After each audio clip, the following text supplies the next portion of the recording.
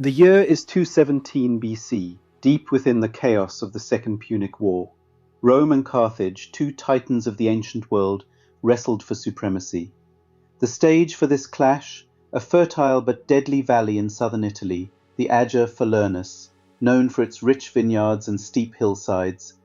Yet beneath this beauty lay a trap. After his stunning victory at Lake Trasimene, the Carthaginian general Hannibal Barca had led his army through the Italian countryside, devastating Roman land and morale. But the Romans were not idle. The consul Quintus Fabius Maximus, nicknamed the Delayer, pursued Hannibal with unyielding patience, refusing to engage him in open battle, and so the armies converged in the valley of Ager Falernus. The Romans believed they had cornered Hannibal at last, but in truth, the very land on which they stood was already part of Hannibal's deadly design.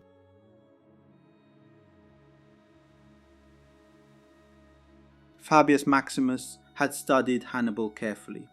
He knew the Carthaginian excelled at ambushes and bold maneuvers, so he avoided rash attacks. Instead, he shadowed Hannibal, cutting off supplies, hoping to trap him in Falernus.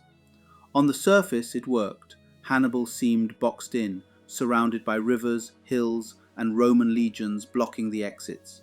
Victory for Rome appeared inevitable. But Hannibal was not a man who accepted entrapment. As supplies dwindled, the Romans watched confidently, expecting his surrender. What they did not realize was that Hannibal was preparing one of the most ingenious escape plans in military history. He gathered cattle, hundreds of them, and as night fell, his soldiers tied burning torches to their horns. The Carthaginians then drove the terrified beasts up the hills. To Roman scouts, the lights looked like troops attempting to break through. In the confusion, Hannibal's army slipped through the real pass, leaving the Romans bewildered. It was not just an escape, it was psychological warfare at its finest. What makes the Battle of Ager Falernus so fascinating is not merely Hannibal's escape, but the Roman reaction to it. Fabius Maximus, though hailed as cautious and wise, was criticised for allowing Hannibal to escape without bloodshed. Roman senators demanded to know, why didn't he attack during the confusion? Some accused him of cowardice, others of secret sympathy for Hannibal. Ancient sources tell us that even within Rome, whispers spread that Fabius had betrayed his people. But was it betrayal or brilliance? Some historians argue that Fabius understood that a direct clash would be disastrous. Hannibal had already annihilated Roman legions at Trebia and Trasimene. Perhaps the so-called Delayer was preserving Rome itself by refusing battle. Yet the mystery remains. Did Fabius miss his chance to crush Hannibal? Or did he save Rome from an even greater catastrophe? The escape of Ager Falernus entered legend, and with legend came myths. Some accounts claim Hannibal used not just cattle, but enchanted fire rituals to terrify the Romans, playing into his image as a general favoured by strange Carthaginian gods. Others tell of Roman soldiers deserting in panic, believing they faced a supernatural army moving in the night. Even later, poets describe the valley as cursed, where Hannibal's fire-horned beasts roamed like demons in the darkness. The truth, of course, was tactical genius, not sorcery. Yet these stories reveal something deeper.